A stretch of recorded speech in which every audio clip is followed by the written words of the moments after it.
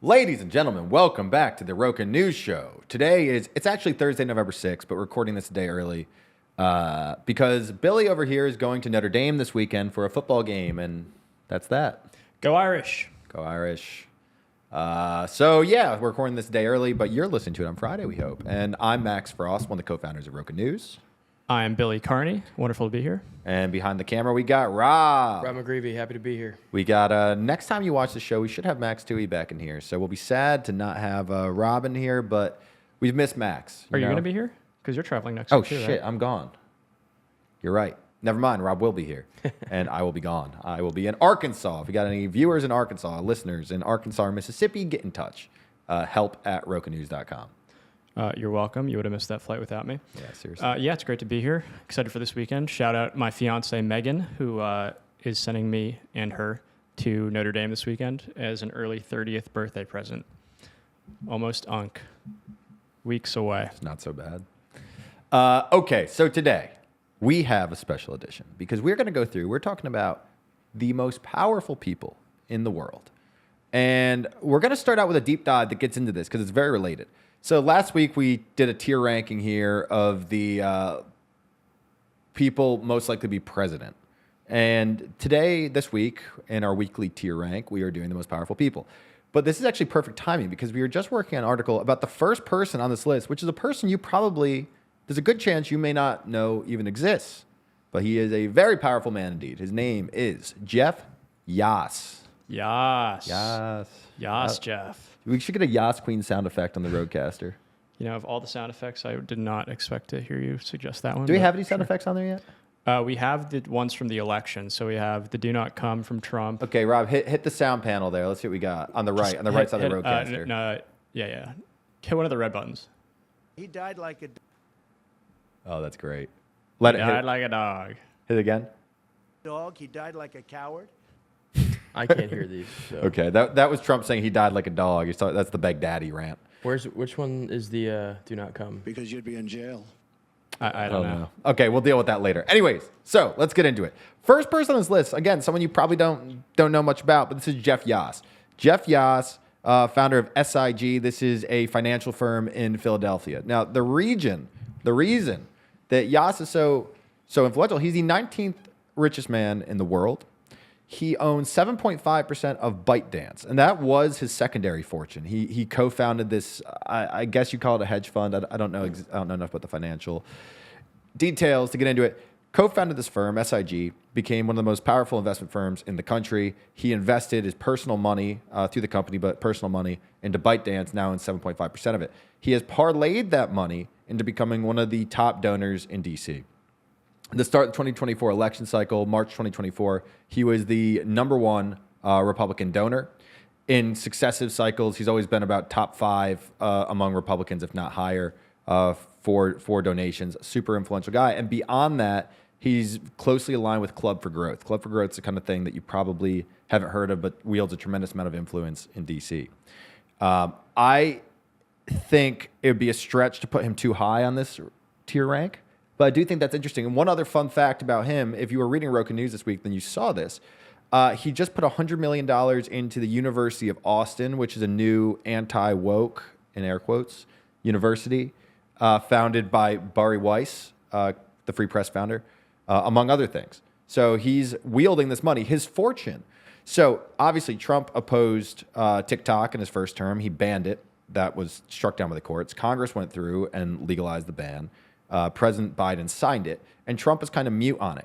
March 2024, Yass has a meeting with Trump. A couple days later, Trump comes to the Club for Growth and says, I support TikTok.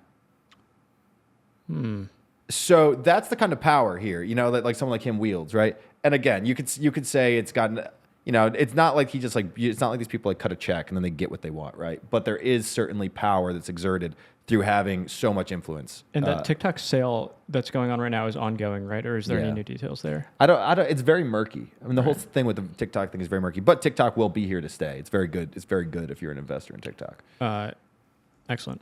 Also, just to add on, their SIG, Susquehanna Investment Group.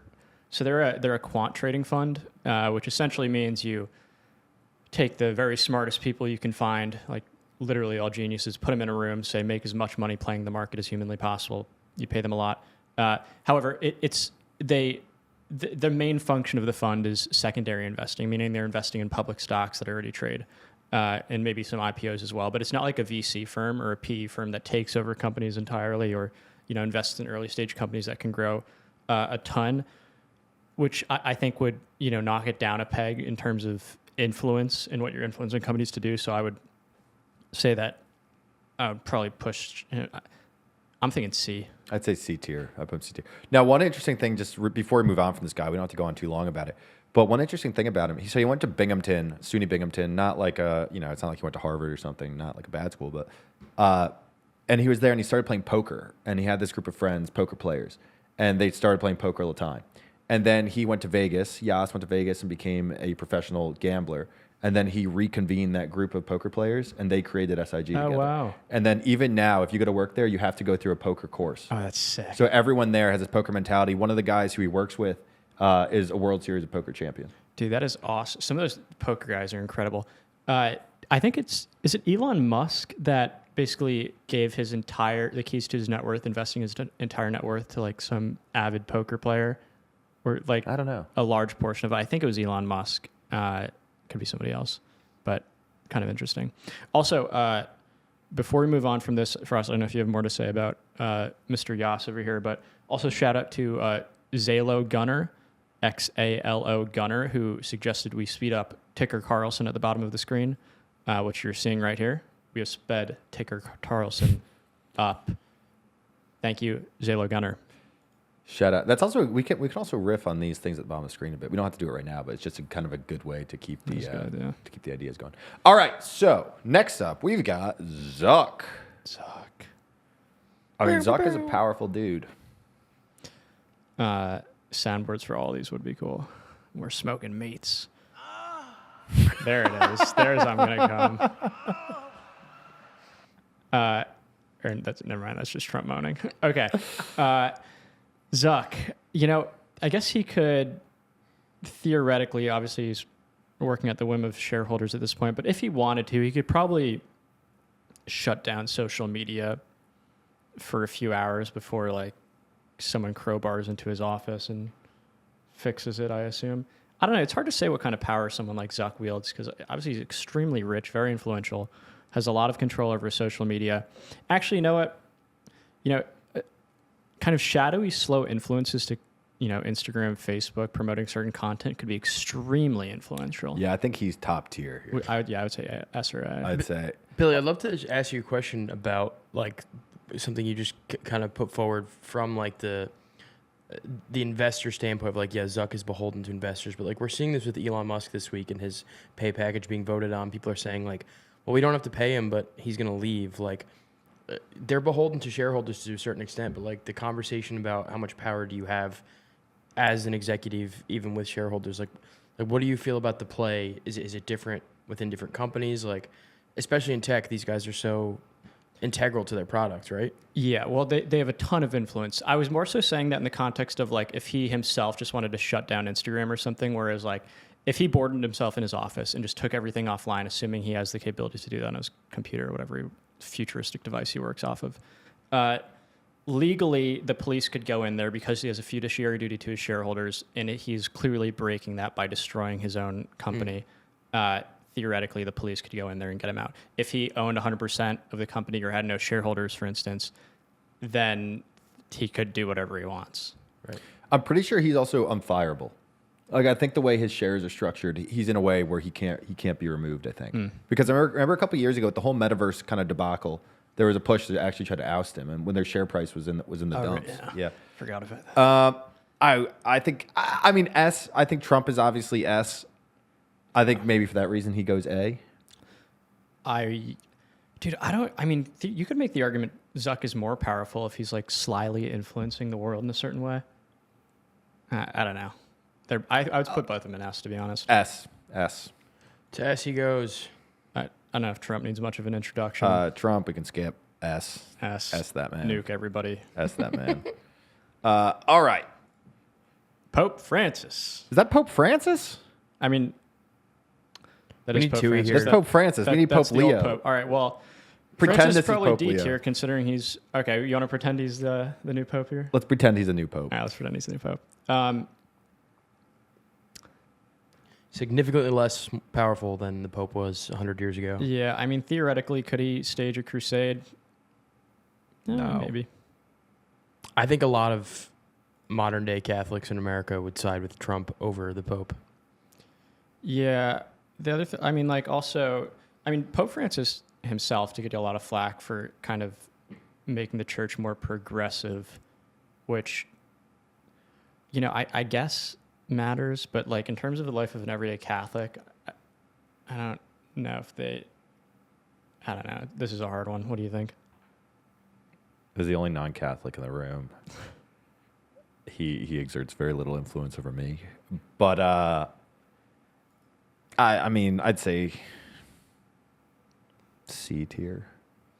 But don't you think if the Pope came out and just was like, everyone do this, would they do it? I think a lot of people would. Rob, you look like you have something to add here. I would personally go D on this one. Just D. Just All right. Yeah, even as a Catholic, I would listen to him, but I don't think a ton of people would. DM up. DM up. Pope below Jeff Yass. Giving the Pope a D. All right. All Sorry. right. Yeah. No. Okay. Sorry, Pope. Elon. Elon is a powerful guy. He's getting involved with politics. He was in the White House for a while. Elon's his own worst enemy, though. I'm serious. Like Elon's like, I mean, just over the top politicization of everything. I think has harmed him. I mean, his influence has waned dramatically. He's made enemies all over the place. He's got in the UK. that money. I mean, he tweets something and 50 million people see it. He's like all these people that we're talking about in various sectors of their power. He has a finger in every one of those pies.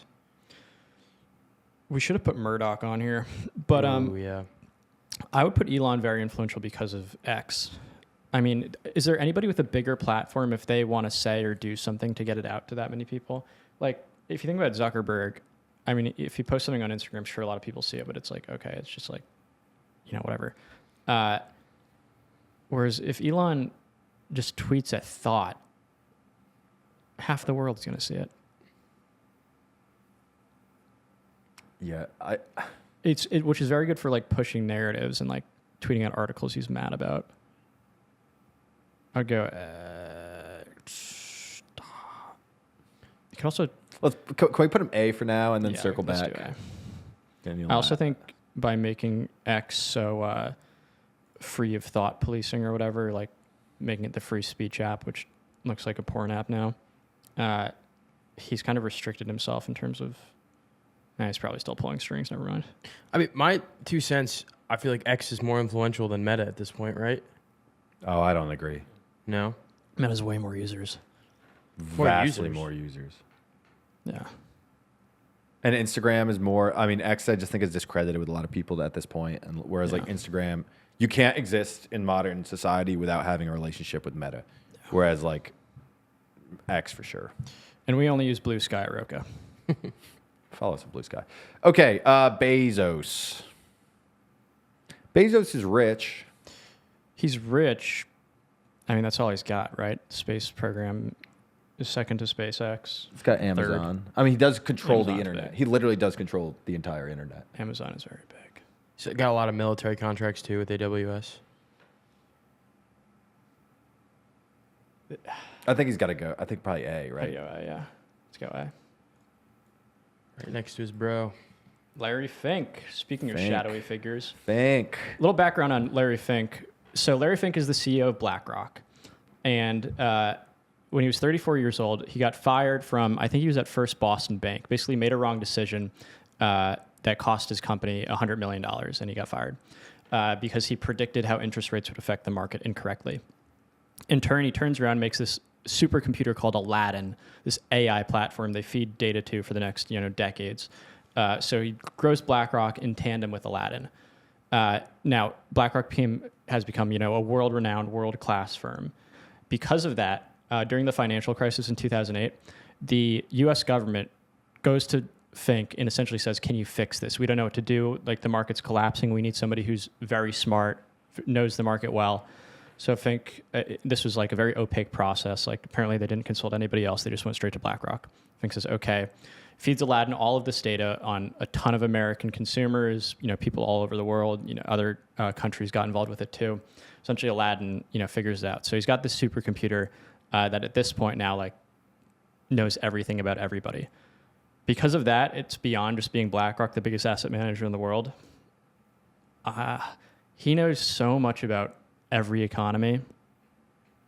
I would put him up there with Bezos and Elon. I'd go A. We're going A. Billy, am I wrong? Was Fink also one of the architects of the mortgage-backed security? I don't know. I might be thinking of someone else. Maybe. Okay, Xi Jinping, he's got to be S, right? Yeah. Do you want to make the case for why China is so powerful? I mean, an economy almost as big as ours. He controls not just the government and the military, but the economy as the dictator. And yeah, I mean, China's everywhere. China, their influence to us maybe seems more limited because we're in the U.S. and whatever, but they run half the world essentially now. So Big in Pakistan. they're big in Pakistan. Okay, Alex Karp. I think Alex Karp is a little bit lower on here. I think he's a business leader. I think he's obviously built, an extremely successful company in Palantir. He's loaded, and Palantir has valuable technology. But like on the scale of these other people, I think he's C tier. It's hard maybe lower. Yeah, it's hard to say, right? Because like nobody has any idea. I mean, basically, the CEO of the CIA at this point. The thing about Karp, he's really rich. He's worth like $18 billion, which is pretty amazing for like Anyways, I would agree with you. I'd probably go C. Palantir's worth $420 billion right now, which is a fraction of these other companies, just for context. Okay. Still though, like they're like. Anyway. Yeah. I feel like he also has that Elon level of like lack of impulse control where he says stupid shit a lot that gets him in trouble. He's going to like eviscerate his enemies. He, interestingly, I've never seen Google call somebody, like, say something as a joke before. Like, if you look up Trump quotes, for instance, like, Google's going to say, yeah, he, said this horrible thing. Karp, I think it was last year, maybe it was longer ago, said, I wish I could take a drone over Wall Street, and he refers to his enemies here. He means people who short the stock, and spray fentanyl-laced piss on all the analysts that are shorting Palantir. But if you look up that quote on Google, it says he was joking explicitly, and he's known for his bombastic style. A little bit odd to me that he gets the joke moniker there compared to everybody else. Anyway, I think we can move on here to your boy. Larry Ellison. Larry Ellison's a powerful dude. I would go ahead. I'd probably put him A. Just reasons being he has a massive amount of money. I mean, he's, I think right now, maybe the second richest man on earth. He uses that to advance political ends that he supports. And he controls one of the most powerful companies in the world, in Oracle. And now his son controls a lot of the media, and they're in the process of trying to buy CNN and HBO, which will make them the undisputed. I mean, they'll essentially displace the Murdochs and TikTok. Dude, if he gets that big UK contract, to essentially get that digital ID stuff, gets that in the US, gets all of the media stuff, gets TikTok, I'd put him in S. Yeah, where's the FTC on this? I feel like you can't like allow someone to become this powerful commercially. Well, they gave him the business. Just got to be boys with Trump. Yeah, all you got to do is be friends with the president, and you can get what you want. On that note, Peter Thiel. Before we move on here, I will say this: making a list like this is a great way to make sure you are shadow banned on every platform for Oblivion. So good move by us. We're complimenting them; they're powerful. Exactly. Okay, Peter Thiel. Peter Thiel. He's got his hands in a lot of places. Another one that's kind of hard to gauge. Co-founded Palantir, co-founded PayPal, very early investor in Facebook, Meta. He's very rich. I don't know. It seems like if there's anybody here who's like running some shadow cabal government, it'd probably be Peter Thiel. He does have disciples in the White House now. I'd go B. He doesn't have as much money as the other guys. I'd probably go B. Let's put him B. I think Tim Cook also is probably B. I was going to say lower. What's he going to do? Ruin the supply chain for Apple? That's true. Like, what can he really do? Yeah. It's also like a physical product as opposed to like But dude, do you know about the Apple's secret weapon? what? We got to write about this, or I got to learn more about it. But a friend of mine who's very he's a programmer, smart guy. He was telling me that they have, like the way like Find My whatever works, like air tags and all this kind of stuff. It's all based on this network. It's not that it's like actually broadcasting stuff to the internet or necessarily. It's based on a network that Apple has created that positions all of Apple's devices relative to each other. Which is to say, it's like supra internet. So no one knows what they're planning to do with this, but it's like this massive asset that Apple has that essentially they can like make their objects speak to each other. That's weird. I don't like that. I don't know much about it, but the guy, and I've never looked into it, but the person who told me this, I treat as someone who knows what they're talking about, and they're like, this is like the thing no one realizes, but is crazy. Speaking of which, my AirPods just showed up in Pakistan the other day. No way. Did I tell you this? Yeah. I lost my AirPods in Pakistan on the side of the road when I opened up the car door to get out, and that was it. And then for like a couple weeks after that, I could see last known location. It was where they fell out. The other day, they came online in a totally different village in the Swat Valley. Somebody's bawling with those AirPods. I know. I kind of want to go make a video about getting them back. That'd be really, that'd be amazing. It would be. All right, Tim Cook, C, D. I go D, I think. No, not with this network. Put him in C. Yeah, the network. We got the network. Okay, Sam Altman. Okay, I think I might be alone here in this opinion. I put him S. I think there's going to be a new world order 20 years from now. AI is going to supersede humanity, and it is going to recognize Sam Altman as the godfather, and that's why he's pushing this stuff so hard. And he is going to rule the AI, or the AI will like only submit to him. And like, I'm not totally joking. I just shit my pants. Good. I can smell it. I mean, For us is like D tier. Well, I was gonna go A, but like S is, it's not a bad argument. I mean, it kind of comes down to whoever gets AGI. Dude, it's got to be Altman. OpenAI, like, I mean, we don't know. It could be Elon. It could be. you can also make the case it's fucking Bill Gates and Microsoft owning OpenAI. I would put him A. I think I would put him A. I'll accept A. I mean, we were talking about it on the show a couple weeks ago. Like, he's not just good at AI. He's like one of the best founders in American history. Yeah, he's next level. MBS. You know this better than me. Controls Saudi Arabia, controls all the oil that comes from Saudi Arabia. I mean, that's like his main thing. He controls, arguably more powerful than anyone else, controls oil. By birthright. By birthright. I would say B. I would concur. B. Why B over like C or D? Because the oil thing is massive, and like with like if they were so inclined, they could totally.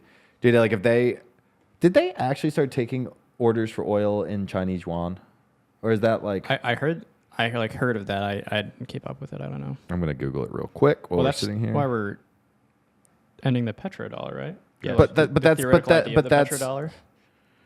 Let's see. It's minimal. S&P Global says it will take decades for Saudi Arabia to start selling oil to China in yuan at a meaningful scale. Is that how it's pronounced? Yuan? Yuan, I think. Ryan. I put him B. I put him B. He runs the oil. Us peasants can't understand the power of a man like that. No. Jensen Huang, not to be confused with Yuan. What do we think here, folks? Well, he eats at Bleecker Street Pizza, so he can't be that powerful. Yeah, Roca's co-founder Max Toohey bumped into him on the street the other day, and Jensen Huang's staff or security refused to let him take a selfie. So that was embarrassing. Okay, what do you guys think? Someone else pick this one. So NVIDIA what do they manufacture, right? They don't manufacture. They design. They design the chips that go, essentially the leading AI chips that we use to power our AI infrastructure. I believe a lot of China is trying to get better chips from them. They run the chip business effectively. I think they're a lot bigger than TSMC. Well, it's just different. TSMC is just the foundries, and they're the designers. They design the chips, and TSMC Shows you prints that I should definitely be talking about Jensen here. Okay. I mean, that's important, but like theoretically, what could he do? I don't know much. I mean, he's like definitely the like linchpin in this current U.S.-China trade war over AI. Like we were talking about it before. He came out and said that China's going to win the AI arms race. Like that takes some balls to push Trump like that. Yeah, but yeah, I mean, he's trying to, right? Like when Yeah. I see that, I'm just like, oh, well, of course he would say that. The more they drum up fear that China's going to win the AI stuff, then it's like more money from the government. Yeah, he said that and just put 80 million people out of a job Dude, to accelerate this stuff. I was just listening to a podcast the other day with someone talking about the AI stuff, and they were making it was Palantir's CTO. He was talking about, I can't remember the guy's name. Is it Lonsdale? No, he's the guy who was born in Nigeria, lives in America. I mean, American, but born in Nigeria. He's in the military now. And he's also simultaneously I believe the CTO for Palantir. Shyam Sankar? I don't know. Is that the CTO? Yes. Look, he was on Ross Douthat's podcast for the New York Times the other day.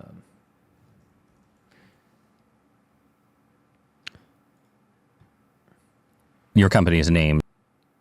Yeah. That's Shyam okay. Sankar. So essentially, he was making the point that China, his take was China is actually way behind in AI, and there's no indication. He was like, even the DeepSeek stuff, like that was very derivative of American technology. It wasn't like they just created that on their own. It was very much, based off what we had accomplished. So there's no indication yet that they're in a position to win this. Who knows if that's true? It's all. Anyways, Jensen Huang, I would say B. B. Let's say B at the lowest. Yeah, let's B him. Good with that. Something really interesting for us. I know you've read Chip War, but like NVIDIA basically became the powerhouse of AI chip design by accident. Like they were trying to make these chips for graphics processing, and it turns out that processing graphics is complex enough that AI is also like well suited to use those chips. Yeah, Billy, you know about that, right? What happened? So essentially, how like playing video games like 15 years ago, it was always NVIDIA would come up on the screen right beforehand. Yeah. And the reason it's because like when you do something in a video game, NVIDIA created the GPUs, right, the graphics chips that could so quickly process the information. So when you turn your guy in Call of Duty, it runs through that, wow. and it's that same exact process that you apply to AI machine learning. Oh, cool. So that's why NVIDIA went from video games to this stuff. Is that have you guys been keeping up with the quantum computing stuff? It's I read about it. I don't deeply understand it. that sounds like kind of related. Anyway, we don't have to get into that. Pichai, Sundar Pichai. Sundar Pichai. To quote our president, dear leader. Or dearly. Dude, you know what's funny, dude? People, what do you think? Do you think of like a typical?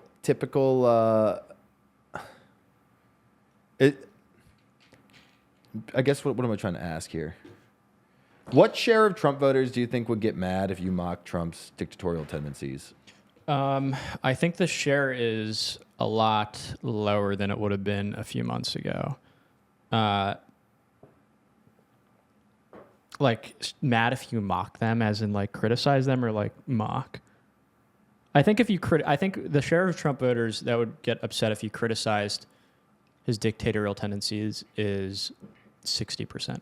You think that many? What do you think it is? I don't know. When you say dictatorial, do you mean like authoritarian, or like the way If we he made speaks? it a bit on the show, where every time we talked about Trump, we spoke about it like we were North Koreans talking about Kim Jong Un, and it was like, dear leader, oh dear leader. What percentage of people would get angry about that?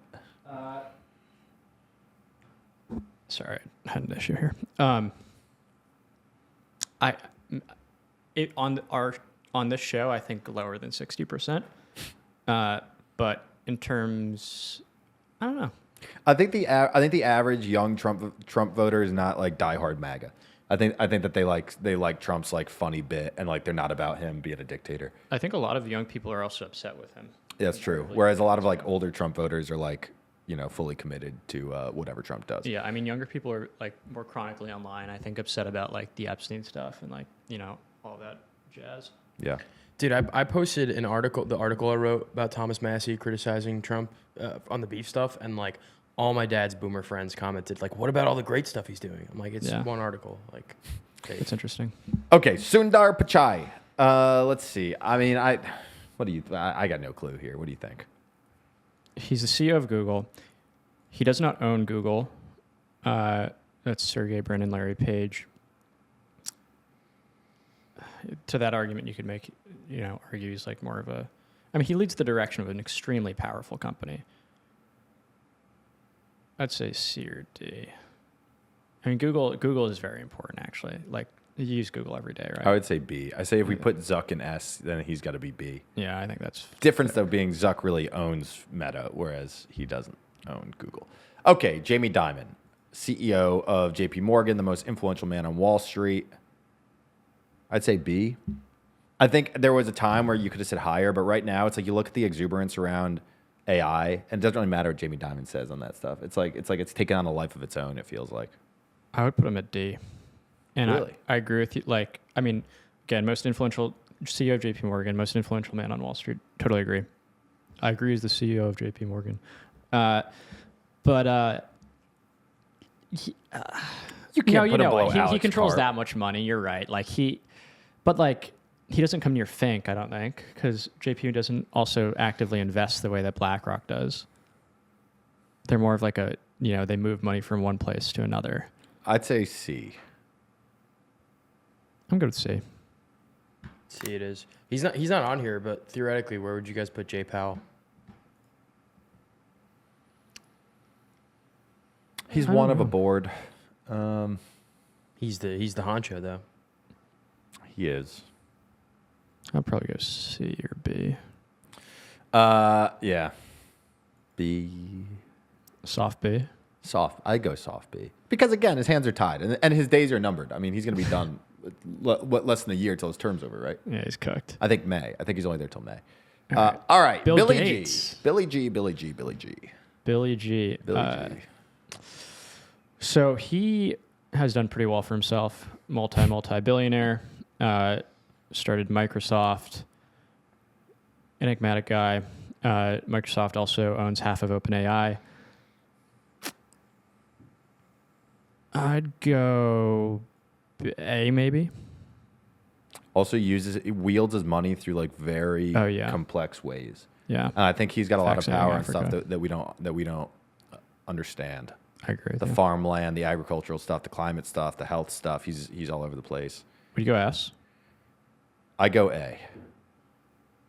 I'm good with that. You know what's wild about Bill Gates? Like the way I think we were kind of raised, like as we got older, especially during the pandemic, the kind of the conspiratorial stuff around Bill Gates really, I think, changed a lot of people's perceptions of him.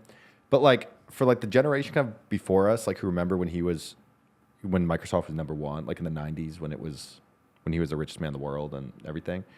I mean, he was known as like a total like power hungry, money hungry asshole. Really? Yeah. And that's like the antitrust stuff. I mean, they tried to break up Microsoft back in the 90s. And then he totally switched his image up to his philanthropy and he became known for that.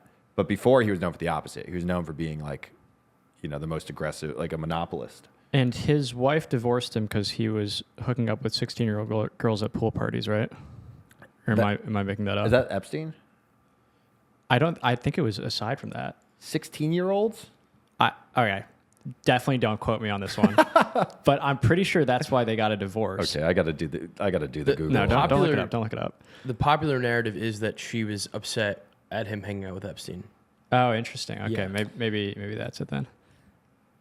But also, like that would be the popular narrative. I've seen that, Rob. But also, like, He's taken flights and he's been very bad at answering questions about it, which does not help with conspiracy While theories. Frost looks up my obvious intelligent thing I said without any issues, Putin. I mean, I think you got to go S tier for Putin. I don't think you. I would personally take the exact opposite. I would put him at C or D. Really? Yeah. Vladimir Putin. I just think that Russia is a vastly declining power. Mr. Foreign Policy, any opinion? He's busy looking at pictures of. Fair enough. We can talk about something else. I put him Talk about battlefield. I put him higher. I mean, he's got the largest nuclear arsenal on Earth, right? I think Like so. if that doesn't count for power, I don't know what does. He's also got hundreds of thousands of soldiers, the ability to call up anyone from his population, like he's been doing, and send it into war. Also, I imagine he's more powerful in Russia than Trump is here. Yeah, I mean, I just like devil's advocate counterpoint. Like all those soldiers can't even help him finish off a war against like a satellite state. But they're holding back. Like, they're not launching nukes. Yeah, but he has all those men. And they're not really. he's also got all the oil still. I mean, they're feeding the Chinese economy with oil. I'd put him A tier personally. I'd probably go up there, too. It is. And we got double Putin, so Yeah, what about his clone? Rob, you want to put his double in C? I'll do that. Yeah, the less powerful version. Okay, so we got to review this list. Let's see. I mean, I feel a little wrong having Zuck up there with Trump and Xi. I feel like if Zuck's going to be S, then Elon should be too. I think Zuck needs to be A. I think it's clear there's two men on this planet who stand alone. 2 men to rule them all.